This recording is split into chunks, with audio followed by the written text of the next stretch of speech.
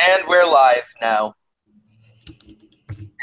And I'm gonna try and keep an eye on nobody's watching right now, so I am talking to nobody. I Hi. am just kook. I am a kook in an asylum. But so I have Chrisiousity on, and I didn't come on with any particular topic in mind, but there have been quite a few things that have been happening as of late. There was the mouthy Buddha thing, which Chrisiosity brought up and said that she would like to cover. There was the conversation with Sargon and Amos Yee, where basically Sargon allowed Amos Yee to defend his position that children can consent, which is an absolutely disgusting position. I mean, I've been called. Oh, crap! Sorry, that was me. Is Oh it? no, it was playing back at me. I mean, I've been accused of being like in favor of allowing people to have sex with children just because I'm not one of those people who's like, oh, we've got to string up pedophiles and kill them all, because I look at it as it very much is something that has been studied in psychology and is very much linked to someone's psychology. You can't just have this really strong rhetoric of wanting to kill psychopaths, because then you don't solve the issue at hand, which is that a psychopath, they're not automatically like their default state isn't to want to kill people. Of course, there's a bit of a difference where pedophiles do want to have sex with children, which is clearly wrong. Which I don't know how Amos E can't fucking get that is clearly wrong. Children can't consent because children are not their brains aren't developed enough to understand the consequences, and they haven't had enough experience to understand the consequences of consenting to such a thing. They can't consent to major things, just like they can't consent to an elective surgery. So like if you are, which I don't know if Amos Yee is, but considering the fact that he's regarded within the manosphere, I'm assuming that he's probably against babies getting circumcised. I mean, I don't see how you can be against babies getting circumcised, but then at the same time say that, well, what if the child consents, though? Completely that's completely wrong and disgusting. While it's not necessarily on the level of him actually having sex with a child, it's a disgusting position to take. And he's essentially saying that he's defending this behavior, which I think this is something that happened, or that first started happening quite a while too. Like, this isn't a new position of Amos Yee, but Sargon simply hosted it and allowed him to defend it, which is very bad. Mm. I mean, I don't know how else to describe it. It's just very bad. It's disgusting. It's like, I just would not. I mean, I don't watch Sargon of Akkad anyway, but the fact that it kind of shows that Sargon's kind of taking things a bit too far on the free speech thing of, well, anything's acceptable to defend.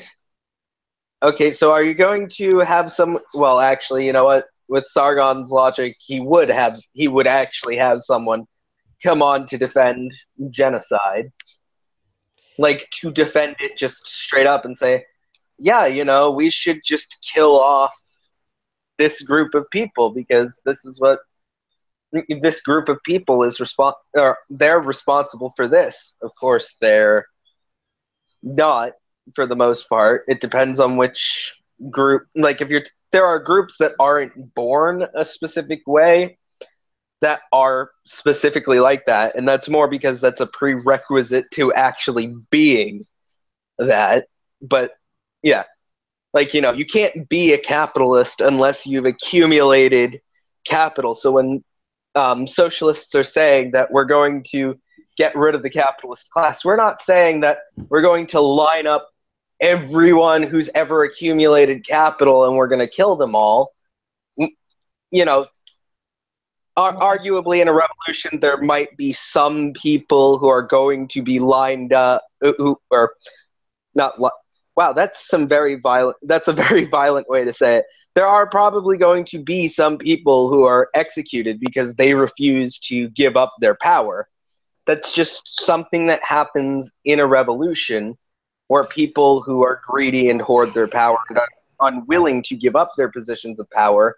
All right, I'm getting do a little uncomfortable with the way this conversation is starting to go.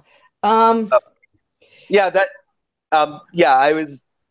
Yeah, let's change the topic for now. I'm aware that that you don't really talk about revolutionary politics and how revolutions work, but I'm saying that there is a big difference between like how the left is saying like, oh, a group like this, we're more talking about changing systems, where someone like a Nazi is simply saying, well, we want to keep the same system in place, but we want it to be completely dominated by our group, and we will literally scapegoat any group to get there. We will scapegoat Jewish people if it's convenient. I think you're all over the place to me. let's get this. I'm always up. Let's get our ducks in a row here, because I can't. All right, so I don't think we should flippantly discuss executing anybody. As if we were just discussing this theoretically, because people do get executed, and that's not. It's not the acceptable way to go. If something comes to a revolution and it's a violent revolution, then people will die. But we don't. My hope, obviously, would be that a violent revolution would be unnecessary. But that's a whole other topic there. But I don't think that anybody should ever just go around, we will kill. We'll kill. I mean, we'll definitely kill some people, but we might just kill only a few of them and not kill a whole bunch of them. That's not. I mean, that's not what I'm way. You gotta reel it in. That's not something that I'm trying to advocate. I'm simply saying that it is something that tends to happen when violent revolutions happen, that people die. It's different to advocate that something needs a revolution and then the revolution gets violent, because unfortunately sometimes the other side does what they can to make any peaceful means of achieving goals impossible. The old quote of the people who make peaceful revolution impossible make violent revolution inevitable. Which that a JFK quote? I don't remember, but there's some truth there. However, this isn't. I don't know about you, but I don't have any plans to start the revolution next Wednesday. So no, and I'm not trying to be flippant here. I'm just trying to say this is a whole different conversation now that we've wandered into, and I don't. I mean, you didn't exactly sign up for this conversation, so we can try to reel it into the whole. Well, now I can't. Sargon thing. I feel like Sargon. All right. Oh, but in a minute. So I feel like I don't want to be a hypocrite, though, because I'm going to be talking about how you do and don't talk about difficult subjects, and so I want to be clear that that there is a right way and a wrong way to discuss these things, and that I think perhaps you have to be very careful with how you bring these things up, because these are very painful, difficult realities. So let's talk about Sargon and Amos Yee, and let's talk. I think pretty much we can agree that the age of consent is an essential thing to have. We know this. We know this from developmental studies. We know this from neurological studies. We know that there are power dynamics that literally make it impossible. There is no way for a pedophile to express their sexuality in a way that doesn't harm people, in a way that doesn't take away other people's their rights and autonomy. It doesn't. So Yeah. know that it's bad, it's wrong, and it can't happen. But when you see people sitting around going, oh, well, you know, back in the Greek times, they did it all the time. It was all the fashion, and the Norwegians, those wacky fellas. It's not it. It's not, you know. I don't even know what accent I'm doing. It's not. I'm sure it's not. You're doing like some kind of weird like attempt at a British accent while talking about Norse people. Yeah. It's fucking great. So it's like, I totally fine for this. well, you know, darlings, it's just awful nowadays how you can't even rape children. But you know, all right. So I'm going to stop doing that now. I'm going to stop doing that now. But I mean, just because something happened in the past doesn't mean it was a good idea in the past. You know, one thing that was a good idea that happened in ancient times that later got suppressed by Judeo-Christian leadership, essentially, when Judeo-Christian, when Christianity basically started to come to power in Europe, was that basically being gay was, in specific cases, not really a stigmatized thing. Of course, there was still the issue where essentially a guy receiving was considered, it was still very much patriarchal, so the guy who was receiving was seen as the woman and seen as devaluing himself. Like, that's a negative aspect, but the fact that they didn't really have a problem with men that preferred to have sex with other men, that was a good thing, and that was something that was later put forward as wrong when basically all the leaders started to become Christians, because Christianity had posited that this was wrong, that it was against the natural order of things, which, I mean, the implication that the natural order of things actually ever really makes sense most of the time, that just take a look at animals. The natural order of things isn't based on it isn't based on some like natural order. The natural order of things is very much chaotic and very much ever changing, and you know, I don't know if you've ever seen this. I mean, anyone who's ever owned a dog that likes to hump people's legs knows that there are a lot of animals where they're not very discriminating with what they want to have sex with. Whether they be other males of the species, females of the species, a tree, another animal, you know. They're not very discriminating of these things. And, you know, this isn't to say that it's always ethical what animals do and that it would always be ethical if translated to humans. But if you're trying to derive a natural order of things, I think you're going to have to really, you're going to have to look at things and kind of deny some things about biology and about animal biology, human biology, to derive this natural order of things where everybody is straight, everybody identifies with the gender that they're born as, and everybody has this universal understanding of themselves that everybody else has, you know. Well, if we bring it back to Carl and Amos, right? And one of the arguments was, well, this happened in Greece. It happens in other places, and it's not exploitative. No, it was still exploitative. It was very much exploitative. Stop interrupting me every time. And it's just, a lot of times we're talking about slaves, that we're talking about people who were owned, people who were subjugated through war. You know, it's not like these were just, it makes no more sense to say because it was back in ancient Greek times and they did that, it wasn't exploitative, than it would be to say it wasn't exploitative that they used to kill commit human sacrifice. They just did that. That was their culture back in, Aztec times. That's just what they did. So there was nothing exploitative about it. That's ridiculous. It's exploitative then, it's exploitative now, but that wasn't a part of their ethical consideration, right? That wasn't something they put into the math when they were considering whether or not it was right or wrong or bad or good to do.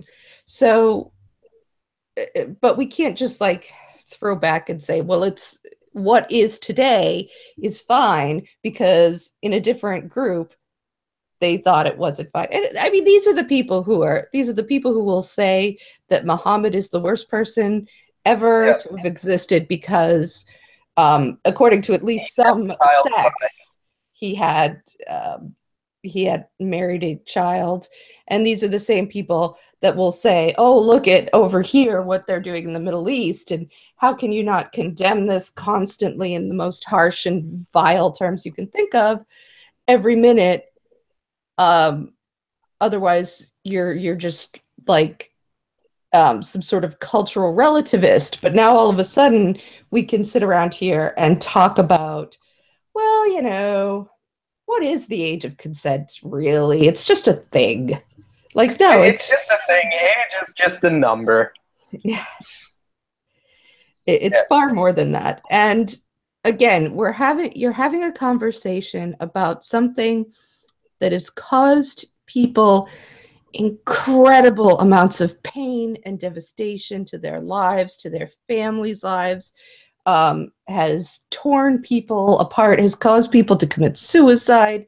And you're going to discuss that like you're having tea and biscuits and talking about the weather. And there's something very dishonest about the framing of it. So that's what I had to say. You go. Oh, yeah. I mean, it also even like a psychological conversation about it where they talk about how like, oh, pedophiles are born this way to want this, but not all pedophiles are going to offend, because some pedophiles, through being taught for years that it's wrong and through therapeutic help, can actually not commit that, can actually prevent themselves from committing this act. This was basically someone saying, oh, well, it's completely all right to commit this act because blah, blah, blah, Greeks did it, Romans did it, whatever. Which, the Romans did it too. I mean, even just in the biblical times in the Middle East, because it's nothing new to Islam. It was something that had already existed in the Torah, existed in the Bible, and that was actually pretty common, not just in the Middle East, but throughout other parts of the world. It wasn't just something that it wasn't very isolated. It was something that happened a lot.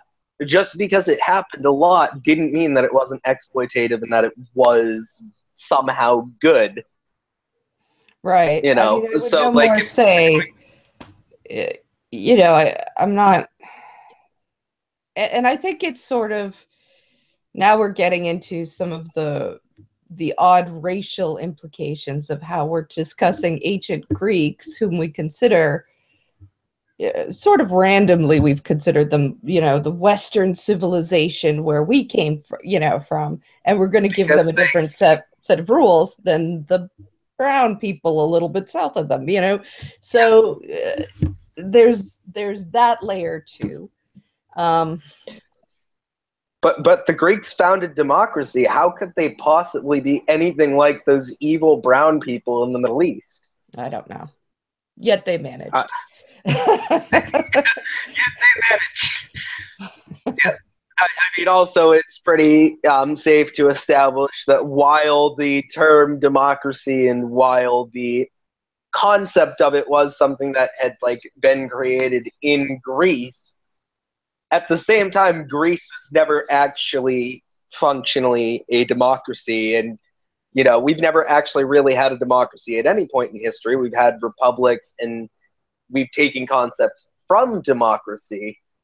But, that's really what they're trying to point out, is that the idea of a republic came from Greece and was later extended, or was later expanded upon by the Roman Empire, and it's something that we have a lot of in the modern days. We have a lot of constitutional republics, and then we also, Mm.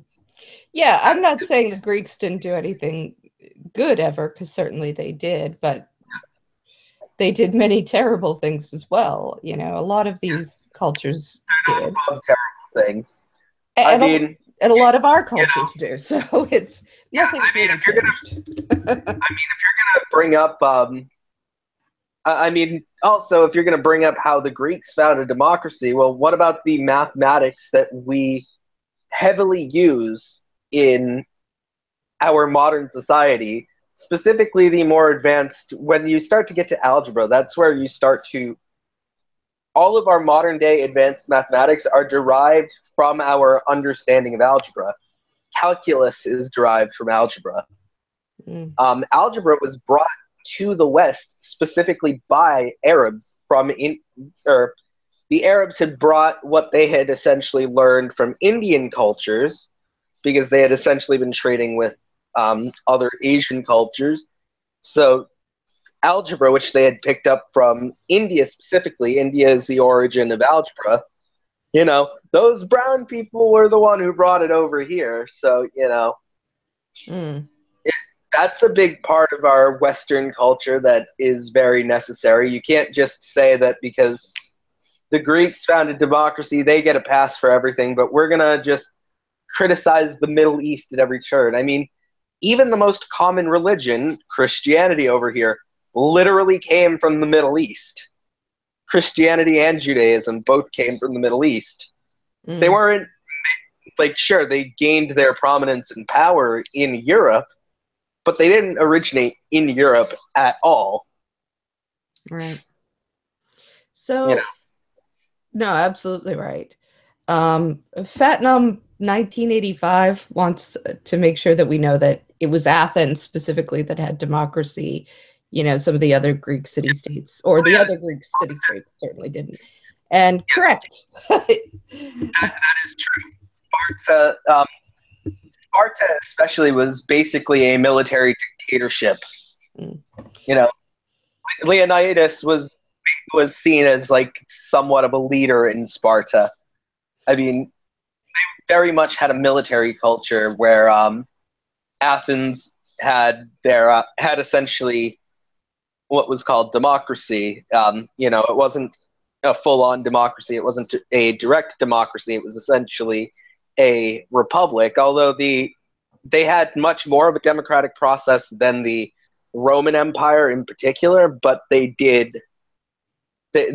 had a republic, because a republic is a pretty broad term for essentially adopting specific democratic concepts into integrating those into a less direct system of representation. So it's essentially any system.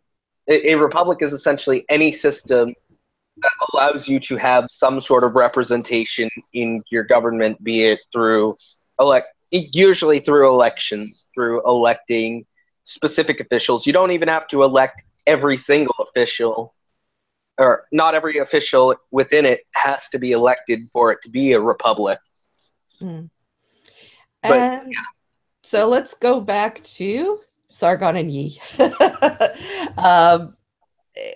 Because I think we still have some things to talk about there, about the idea of bringing someone on to discuss something as devastating to as many people as it is, as pedophilia is, or pederasty, or the act itself, or the way that it hurts people, the way that it devastates people, and to have sort of this polite discussion about it. At the same time, he's actively coaching Yi along.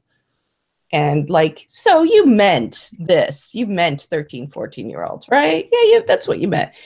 You didn't mean 5-year-olds. Well, and they're not returning to what does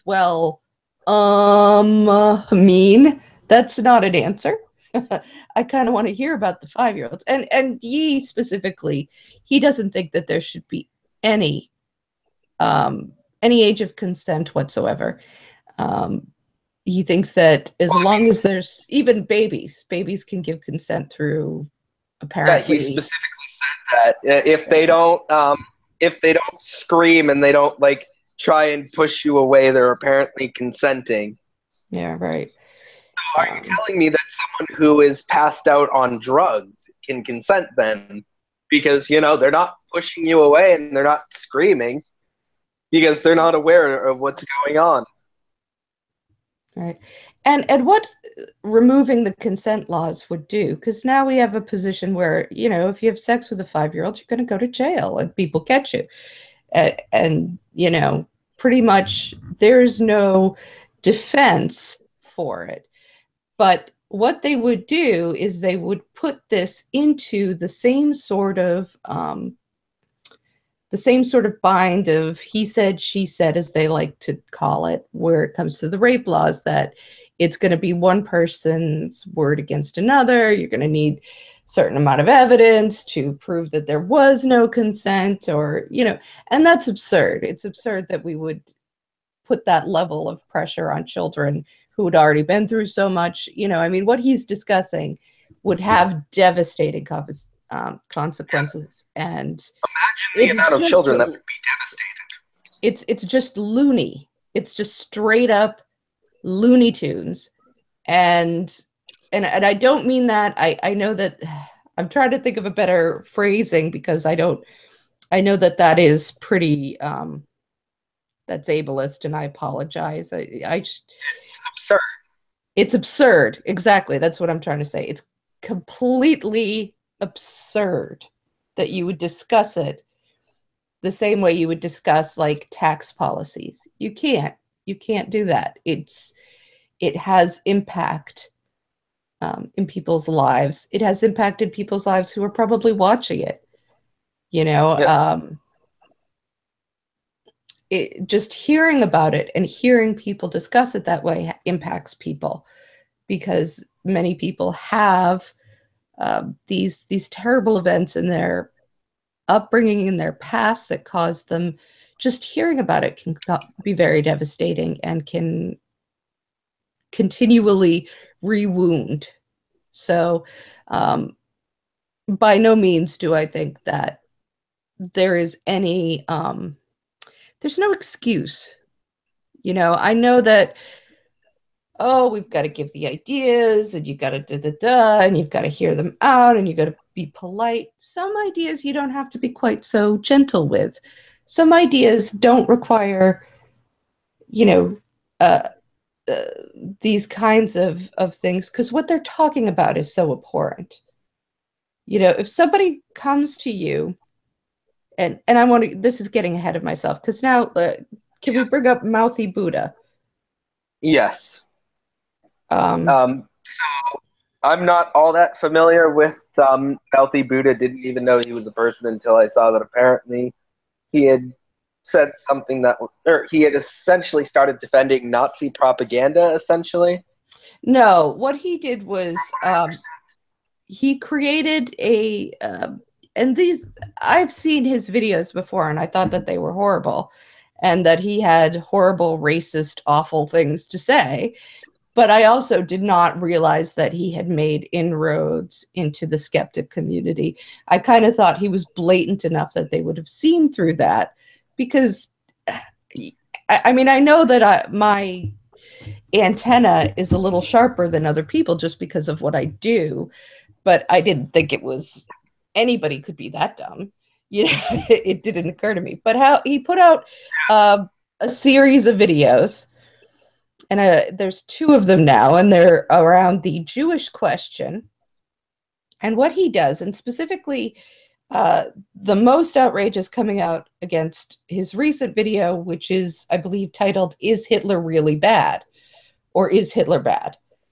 And he gives the argument in the first person, uh,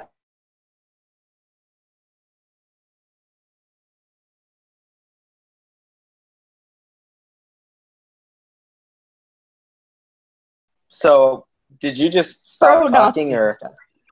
Just I didn't know whether uh, you stopped because I just completely stopped hearing you on this end. You like cut out for some are you? reason. Can you hear me now? Yes, I can hear you now. Oh, I'm sorry. I don't know what happened. What was the Basically, last thing? okay. The last thing that you had said before you cut out was he did a video called "It Was Hitler Bad" or "Was Hitler Actually Bad?" Right. That So there's a brief disclaimer up at the front. Not that he reads, but it just says these aren't necessarily my views. But then he proceeds to give them as if they were his views, sort of in this first person, and he's discussing that the Jews controlled the media and that the Holocaust wasn't really what they said, and um, all this other sort of Nazi propaganda. It's very slickly produced. It hits all your disgusting Nazi talking point bullshit, propaganda bullshit that's been debunked 97,000 times. Like, it's been so solidly debunked so often as to be ridiculous. And again, you get into the question of, why are you doing this? What would you even hope um, to be gaining from this? This idea that I'm just going to pretend I'm a Nazi and give you the Nazi point of view. We know what the Nazi point of view was. Like, we don't, and we know it was wrong. So why are you giving it to us now? And again, I mean, it's go to, go. to me, it seems like an intentional way of framing it to say it's not my views while actually holding the views, either semi holding them, holding like some of them, but maybe not holding other ones. Right. It's basically more of what, to me, it seems like a bit of a shielding tactic of this doesn't necessarily reflect what I'm saying, which essentially means, oh, some of it definitely, I definitely agree with some of it. So basically, they're trying to basically be an advocate for it without outright admitting that they are in favor of specific ideas because they're afraid that if they come out saying that they're in favor of some of the more specific stuff, that it's because it's taboo enough, people are going to basically call them on it and say, and essentially say, like, which, or instead of framing it as like, oh, trying to guess which views or if any at all do they hold, um, you know, if they're just straight up saying, oh, yeah, this reflects my views or I agree with this, this, and this, they've outed any views that they have and they can't use plausible deniability. But the way that Mouthy Buddha went about it seems like he's essentially trying to keep plausible deniability and say that, like, hey, this doesn't reflect not all of these reflect my views. Yeah, it's plausible deniability, but at a certain point it becomes implausible. Do you know what I mean? So if he just reviewed a few of the big points and then solidly debunked them in the way that they have been solidly debunked, but his the theory here is that he's just going to lay out this argument as if it were any other argument, and people just make up their own minds. Well, that's garbage on many levels. First of all, this the Holocaust denial stuff is not the reason it keeps coming up is because it's very key to people getting over their resistance to Nazi propaganda. So they need, yeah, and Olivia snarks a lot. It's you can't is saying there is no looking at both sides of the argument. There's because the argument has been debunked so solidly. And Yeah, it's an argument that we've already come to the conclusion of. We've already agreed that one side is correct and the other side is incorrect. Yeah. So Like there's no longer a debate to be had at any point, unless you're someone who actually holds the other view and you want to essentially frame it as if your view has validity. right. So, and all they need to do really is get some wiggle room. They don't need to convince you with one video. They need to make you like, that is a good point. The Jews do own a lot of media, and we've only been given this one side, which is bullshit. It's just a load of anti-Semitic garbage, right? And it is incredibly dishonest and disingenuous to talk about this as if you're not talking about murdering lots of people, right? So if I come to you, if we sit down here, and by the way, American anarchist, this really, no, vegan anarchist, this really does need trigger warning. I didn't expect it to go as deep as it did, so I will actually be putting a trigger warning description. Right. As best and if anybody new enters the chat and people want to just like give them a heads up, we're going to talk about some heavy stuff here. But if I come to you and say, okay, so you know that guy, Billy, we both know, I want to talk about whether or not it's okay for us to go murder him. I'd like to have that conversation here with you, right? Everybody goes, ugh. Everybody knows what we're talking about. Everybody understands that we're talking about killing someone, and that's very immediate and very direct. If I discuss, Jewish people, they own a lot. They got some money. I'm wondering about this. This is a conversation that over and over and over and over and over, every time we have it, leads to huge numbers of murders. But the sheer number of them, the sheer totality of them is so hard to encapsulate. It's so hard to think about 6 million people just being murdered, taken away, exterminated in camps in the most horrible way. It's beyond our comprehension at a certain size. I can understand Billy, but I can't understand a million Billies, a million Ruthies, a million of anybody. Yeah. So to not discuss and to not make it very, very clear, this is what we're talking about here. We're talking about the organized murder of millions of innocent people who had every right to have a life, a family. We're talking about all the Anne Franks, all the elderly people, all the gay people, all of this, right? So to frame it so dishonestly, right from the beginning, you've got this very, very questionable framing. And this isn't entirely, this may or may not reflect the point of view of the author, who is, hey, me, by the way, I could tell you what I think. We have Edgy Sphinx openly saying that he contributed, and we all know that Edgy Sphinx is, so anti-Semitic.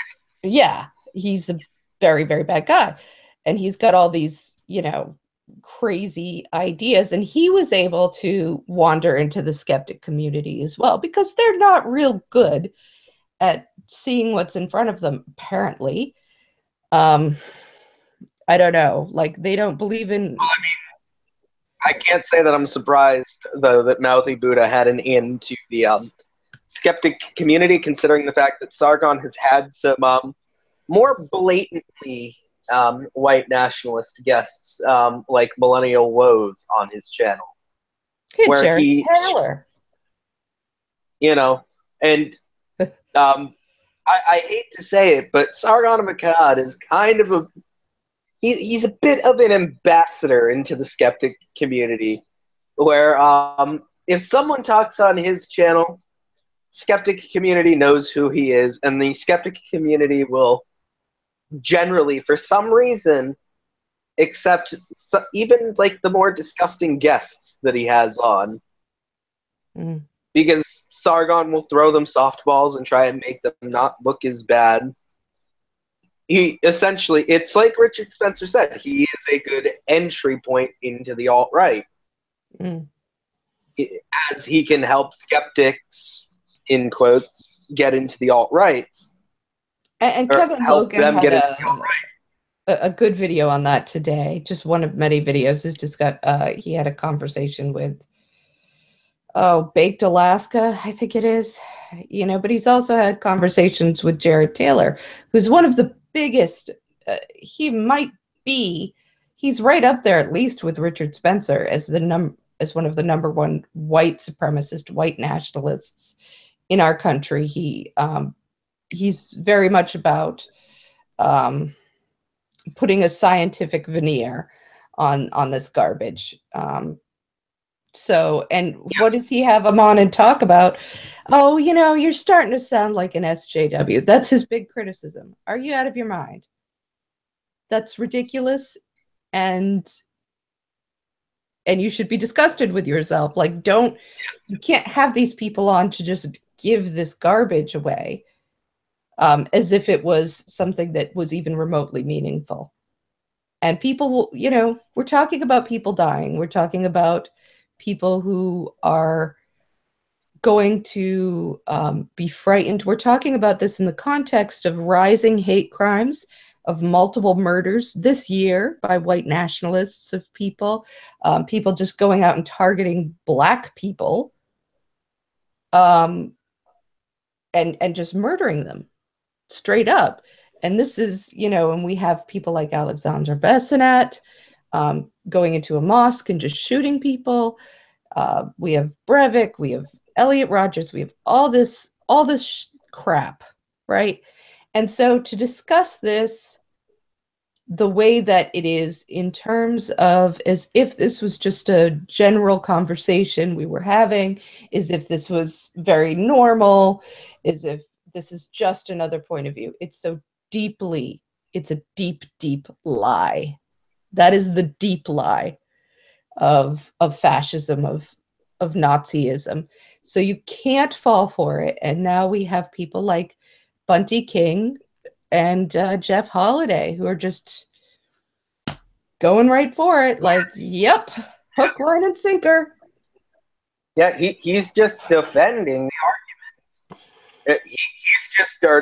He's just putting the arguments forward so that you can see how ridiculous they are. Well, that operates under the assumption that everybody's going to look at these and everybody's going to have the proper knowledge and understanding and lack of bias to understand how flawed these arguments are, which the truth is not everyone is. That not everybody has the proper working knowledge and understanding. It has the proper understanding to combat this. It can only be combated if they're paying attention to everything that other people are saying, which, biases within these people will often prevent them from doing that because they're thinking, oh, this is the common narrative. The problem is that while there are lots of common narratives that should be deconstructed, at the same time, there are narratives that we've arrived at simply based on historical evidence, such as fascism is bad. We've kind of arrived at that and arrived at Hitler was a bad guy based off of the historical actions and our understanding of history. And we know that, for the most part, Hitler's acts were not really falsified. If anything, to some extent, they've been downplayed in some of our history books. They haven't been upplayed. They've done everything they can to demonize the Holocaust, but, rightfully so, because the Holocaust was a horrible event. It killed 6 million Jewish people and then 5 million people all from other groups. Right. You know, over 11 million people were killed during the Holocaust. It wasn't like a small event. This was mass extermination. You know, you can't, it's not defensible. It's absolutely disgusting. And, you know, we're right to talk about how disgusting it is. Yeah, and again, I'm getting some of these things from the chat as well, that they need to, at the very least, they need to say, this is pretty ridiculous crap. Like, this has been debunked 97 ways to Sunday. We've been doing it for years. It pops up because people have an investment in it. Because, again, it's, at ContraPoints, I think, did a great, one of her great videos was about really discussing why the anti-Semitism is so important, because you have white men are having this conversation saying, well, we are superior. It is within us to be dominant. It is within us to be these wonderful people and, you know, be over everybody else. So why aren't you? If that's the nature of things, why is this not working out for you? Well, they have to have a scapegoat for that, and that becomes the Jews. The Jews are doing it. The Jews are, they're smart like us, but they're not good like us. They're evil and twisted, and they're, you know, they're causing the women and the brown people, they're sort of manipulating them and getting them to rise up against us. And it's, you know, so they're putting them as the problem. Yeah. And I mean, they need a scapegoat in order to explain everything that's wrong by all their assertions. right, because otherwise it makes no sense at all when you think about it for 20 seconds. Like, if you're really so dominant and superior, then what the hell are you worried about? You know, like, what is even happening here? And why do women keep saying, you know what, we want to vote? And why do, if that's contrary to our very nature, it's our very nature to sort of sit around and be like, what can I get you, honey? Can I get you a sandwich? Can I please? You know, if that's what we're just, God and nature has created us to do, how come we're going, no thanks, I don't want to get you a sandwich. I'll get my own sandwich. You get yours, and then I'm going to go out and vote. And shut up. You know, so it makes no sense when you think about it for a second. So there has to be a reason, right? And that's where the Jews come in. Same thing with trans people too. If it's nature for trans people to just stay the way that people perceive them, to just be men, then why is it that they want, like, that everything in their brain is telling them that they are a woman, essentially? Like, why are they, if it's natural for them to want to be men, then why don't they want to be men? Why aren't they just content to live their life as men? Right. Yeah, I mean, it doesn't make, yeah. And the gender roles and the way that we have them set up, you should, if they're so natural, you shouldn't have to enforce them so hard. Like, but clearly they're not, because people keep not following along with your script, with your narrative, with what you tell us is absolutely natural. And the truth becomes, you don't know what's natural. You can't prove it. You know, you're so full of it. Humans are just, we're humans. We're a very complicated, adaptable kind of species. And yeah, we build cultures, we build societies, we make rules and break them all the time, you know? So to sit around and worry about, is this natural, is, first of all, usually nonsensical and will take you absolutely nowhere but garbage, because you decide whatever you sort of see outside your window, whatever you're used to, must be the natural way. And that's just not true. And even if you could demonstrate that it's natural, that wouldn't make it right, and that wouldn't mean that that would be the end of the conversation anyway. Well, I You mean, know, also talking about what's natural in a world where we live in huge, sprawling cities and we essentially terraform our environments to fit our needs. We farm and do all that, to talk about what's natural while we do everything we can to control the things around us, such as, agriculture, farming in general, and, yeah, building shelters, building huge, tall buildings so we can fit more people into a smaller space because, well, if you can build upwards, you can fit more people in a square foot because now you've got more area. You know, right. to talk about what's natural in a world where we're doing that, it's like, we haven't been worrying about what's natural when we're making cities. Why are you suddenly worrying about what's natural when it comes to what humans want to do with themselves? Because we haven't worried when it comes to what you want to do to make your life better. Yeah, It's, if, as you said, it'll turn into nonsense. right. Uh, And you have to, again, I want to go back a little bit to what you talked about, plausible deniability, because I really think that this is more and more the key, and people have to start recognizing it and using their critical faculties. And I'm beginning to get very frustrated, and this is something also that I hear.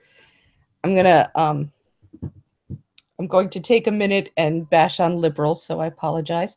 But this is something one hears from liberals sometimes, that um, they want to take every argument the way that it's presented as if it's being presented to them in a neutral state, right? As if I just came to you and wanted to talk about whether or not cigarettes cause cancer.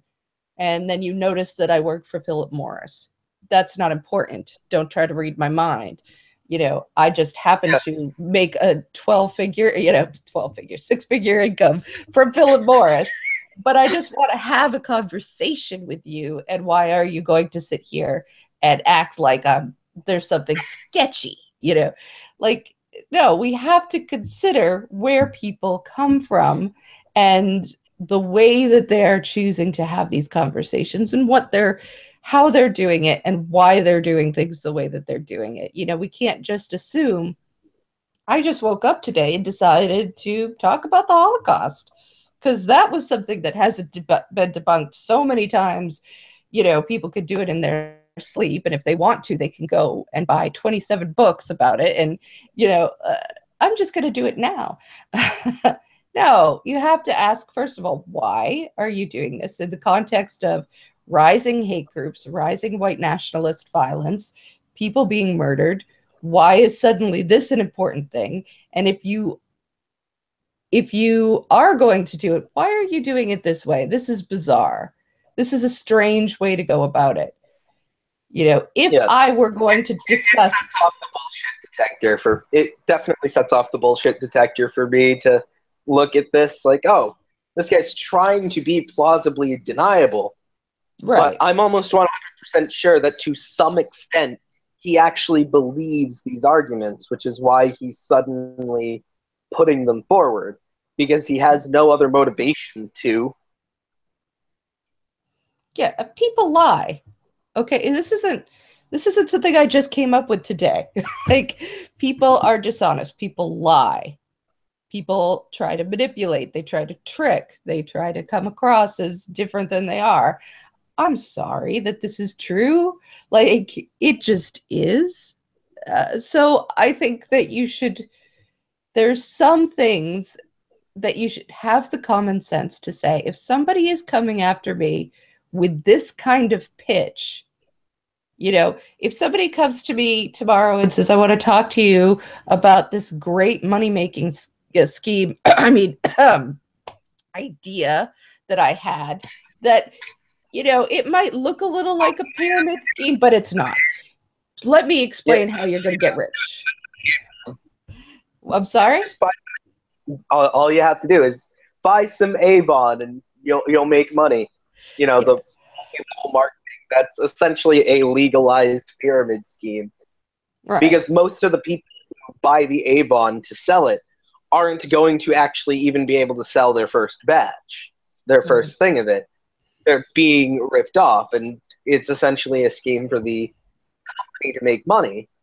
And the people who do make money in this pyramid on the way down have to know that it's a scheme and have to essentially do the same thing. They have to essentially rip other people off knowingly, as opposed to trying to just genuinely sell something because they like think it's good or because they want to make money. You know, instead of genuinely selling it in a somewhat honest manner, you have to know that it's a scheme and you have to essentially use the same thing that the company is doing, Yeah. which is that they're marketing it as a make money quick, but really they're selling a lot of bottles of Avon that they're not going to use. And I'm using Avon because it's a particularly popular multi-level marketing scheme that a lot of people have fallen for. Right. And yeah, So, social revolution said, do people really argue you could never ascertain intentions when arguing against someone? I find that they do, actually, and I find that sometimes they don't necessarily put it that way. But when you say something like, um, if you say something like, okay, you're a white man and you're arguing for there not being problems with people of color or there not being this. So you're arguing from about a system that is more beneficial to you than it is to anybody else. So shouldn't I take that into account when I'm considering maybe you have somewhat of a biased point of view? No, no, no, no, no, no. You can't do that. Okay. That's racist. All right. Well, let's say that's racist. Can I notice that you have more money and that you have capital and that you're benefiting from the capitalist system, whereas many people are not? No, you can't notice that. That is, that's wrong, right? Um, yeah, and yeah, just nobody has omnipotent knowledge of everything, everyone, and every perspective. So understanding the perspective of the person that you're talking to, understanding what might motivate them, it doesn't take the full place of an argument. Of course not. You should always argue the argument on their merits, but you have to think critically about where people are coming from because people do lie. And you need to know that people lie and people play with you and manipulate you, right? It's I agree with you, vegan. Postmodernism for the win. that's right. Yeah, that is something. I mean, I definitely get. I mean, I don't think I have anything to add to what you've said. I think you worded it rather perfectly. Right. And I What think about social revolution is talking to me again.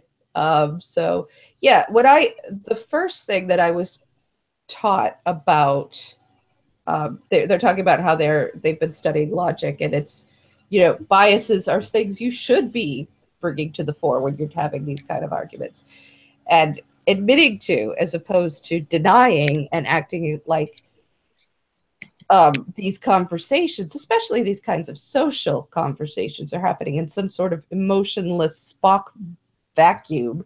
They're not, and we know that they're not, right? So putting everything on the table is just a way of putting everything on the table and making things clear for everyone where we start from and where we're going. And the very first book on critical thinking, that was one of the things they said when evaluating an argument, you're going to want to know who's giving you the argument.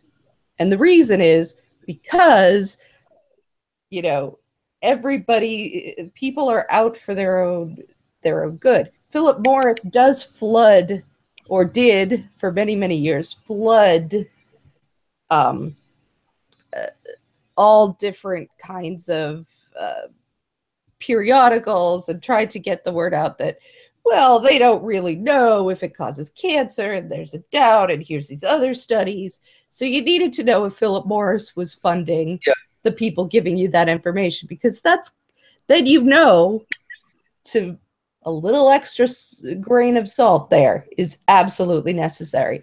You need to know when it's Exxon giving you the climate denial shit, because they stand to financially gain. So you have to keep these things in mind. Well, yeah, isn't Phyllis or Philip Morris the company that makes Marlboro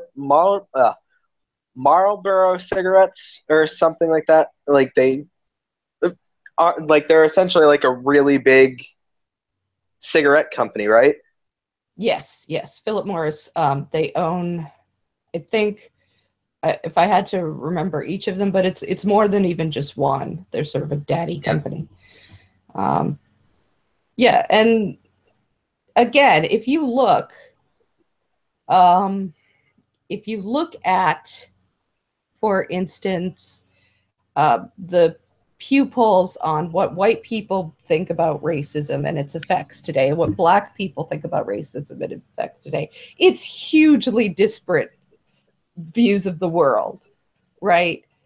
Um, like the number of Black people who think that racism is a problem is overwhelming majority, whereas I think it's just like kind of 50-50 for white people. Yeah, I can't remember off the top of my head, but I know that there's a huge number. Because they're not affected by the negative aspects of it. Right. So they don't see it, or they're not motivated to see it either.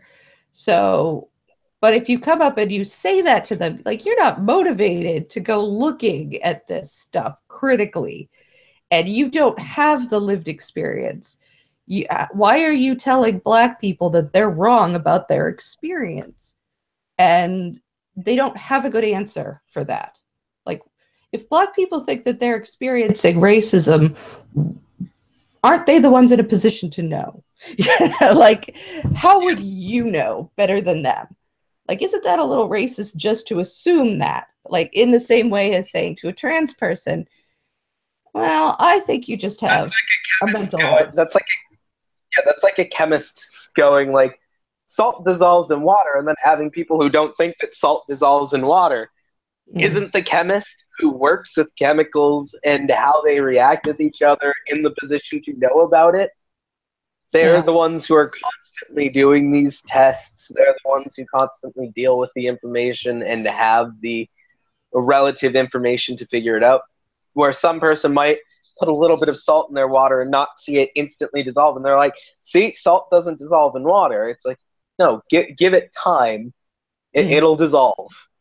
But right. it, I'm using something very basic that everyone understands because I think most people, I think anyone with a basic chemist or a basic knowledge of chemistry who's learned some of the more entry level stuff in chemistry would know that salt dissolves in water, or even just having a living, or even just generally being a person that's lived. If you've been to the ocean, you should know that salt can dissolve in water. Otherwise, how would salt water be a thing? You know. Right. Uh, But yeah, a black person is in a position to know how racism affects them. They're yeah. the ones who have to actually deal with them. They would be the first people to ask. They would be the ones that would be in the best position, just as in the same way that you wouldn't that going to a priest for marriage counseling always seemed a little off to me, because maybe they're not in the best position to have the fullest view of that really complicated social dynamic there. Like, maybe They, you'd they, want to talk. Yeah. they, they stand to benefit from you getting married, regardless of whether you guys are actually even, like, regardless of whether you two should even get married, they stand to benefit if you get married. Right. And as Social Revolution is pointing out, and is absolutely correct, in saying that uh, standpoint isn't everything. And I totally agree with that. I think that, to me, standpoint is a little like Occam's razor. All other things being equal, it's a good rule of thumb, right? So there are always going to be individual people who might have other reasons for not being trustworthy. If I had to go to a a priest for marriage counseling versus a man who's known to abuse and beat on his wife for years, I'd probably go to the priest first. So it's not everything to say that just because you've had this experience, or just you can be a woman who's a misogynist, you can be all these other things.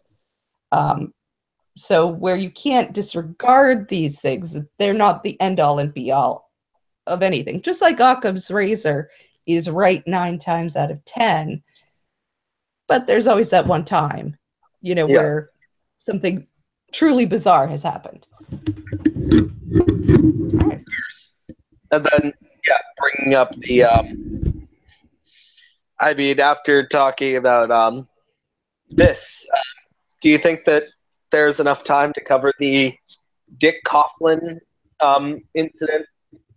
How he had basically made a joke that was kind of rapey, and then later doubled down and tripled down on it, and then also used the N-word, saying that I should be able to make this joke if Eddie Murphy and Richard Pryor used the N-word, and he actually said it as opposed to implying that word. I haven't seen his most recent. Now, did he end up apologizing or giving some sort of partial apology? Because I kind of haven't wanted to. I haven't wanted to watch the whole thing through anyway.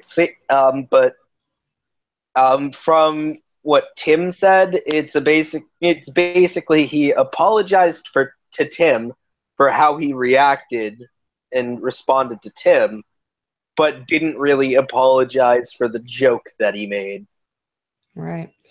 And yeah, he is kind of using all the sort of shitlord excuses for these things that um I can't fathom. I know that he is under a lot of pressure. I know that he has very serious health things that are going on, and I'm trying to be at least sensitive to that.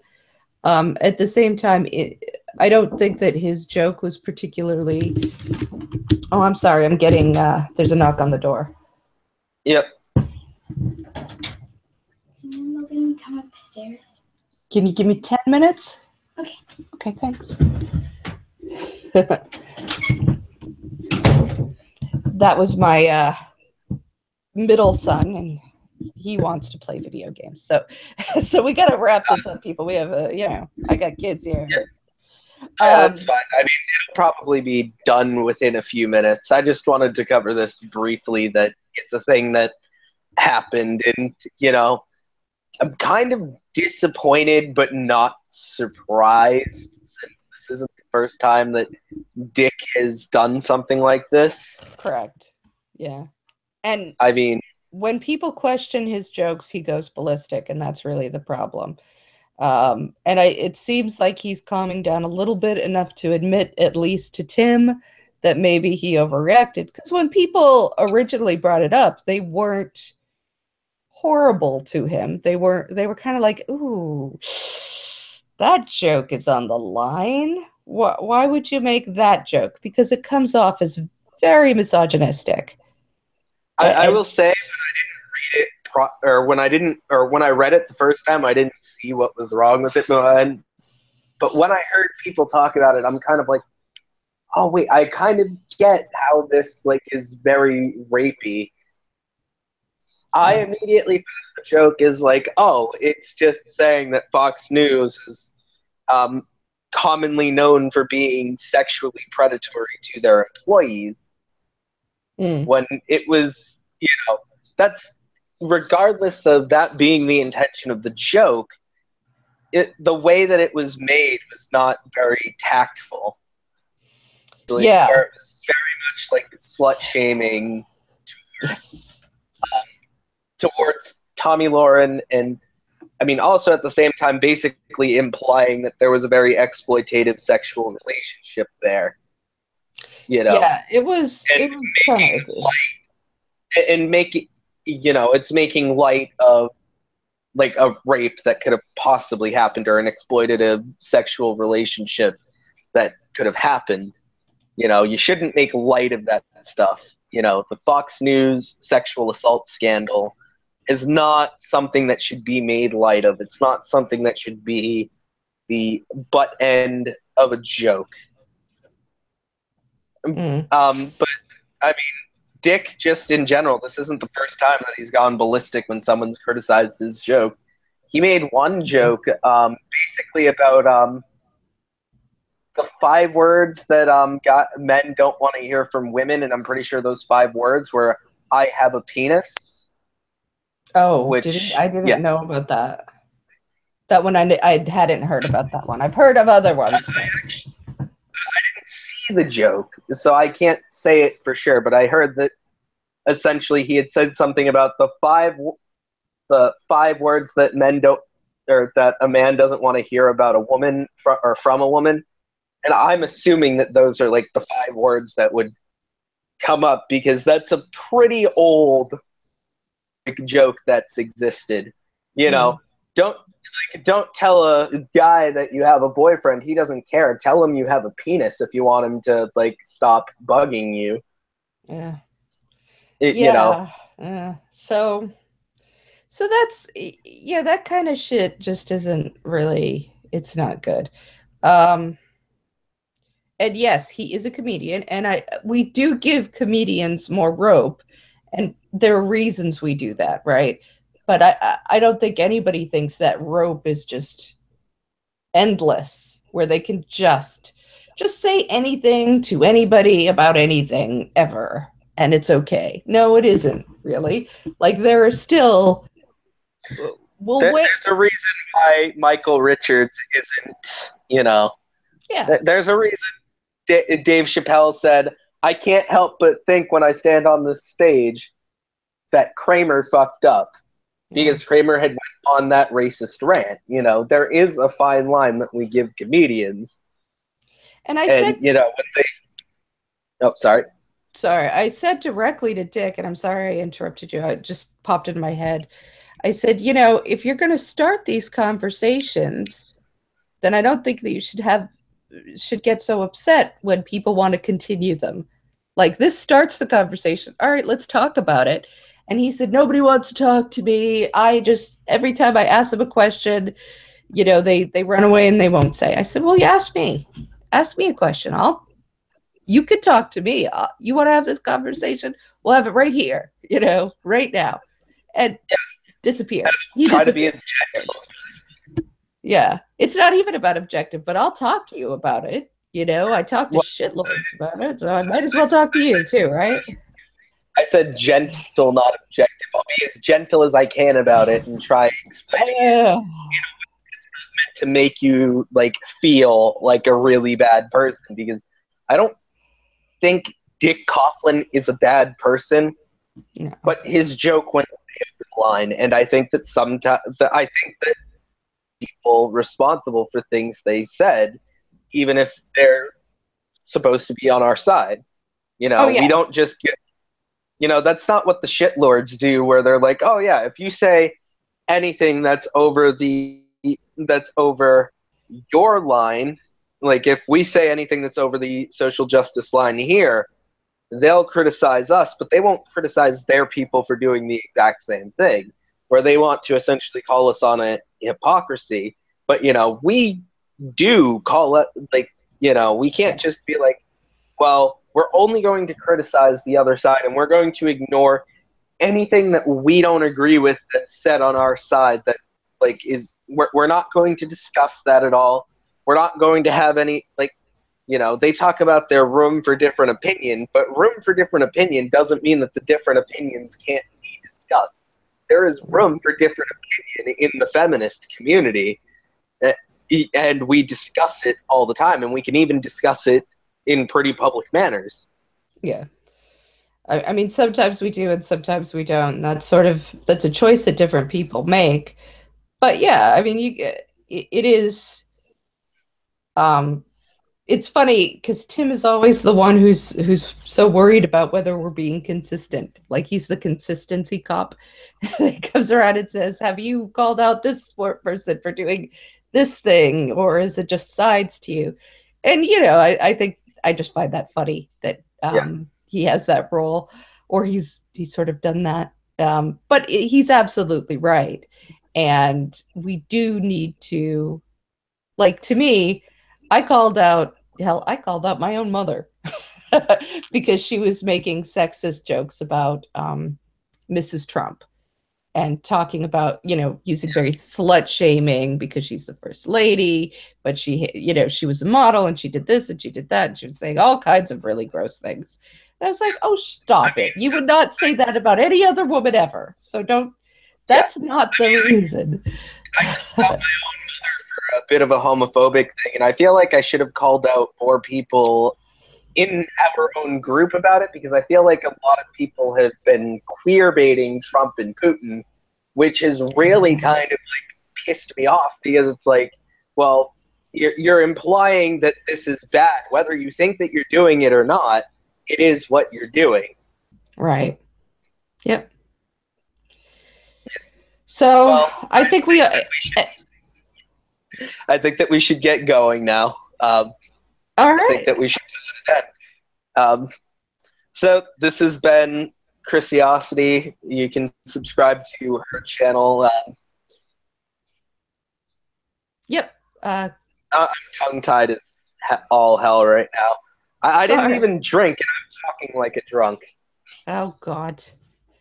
It's a little early for me to be, hitting the sauce yet, but later on. But I'm so glad we got to have a conversation finally, because we've been sort of meaning to, and we've had them like with other people as well, but we've never just sort of sat down one-on-one. So I'm really glad that we finally got around to doing this. We've been talking about it forever. So all right. The only thing that would have made it better is if I had gotten Danny Corks into this room with us. Oh, yeah. Since I've been him forever. Yeah. Well, maybe next time. My schedule is ridiculous. It's just stupid, but there it is. And thanks for everybody who was watching us and giving us some great feedback. I appreciate it. Yeah. All right. Bye.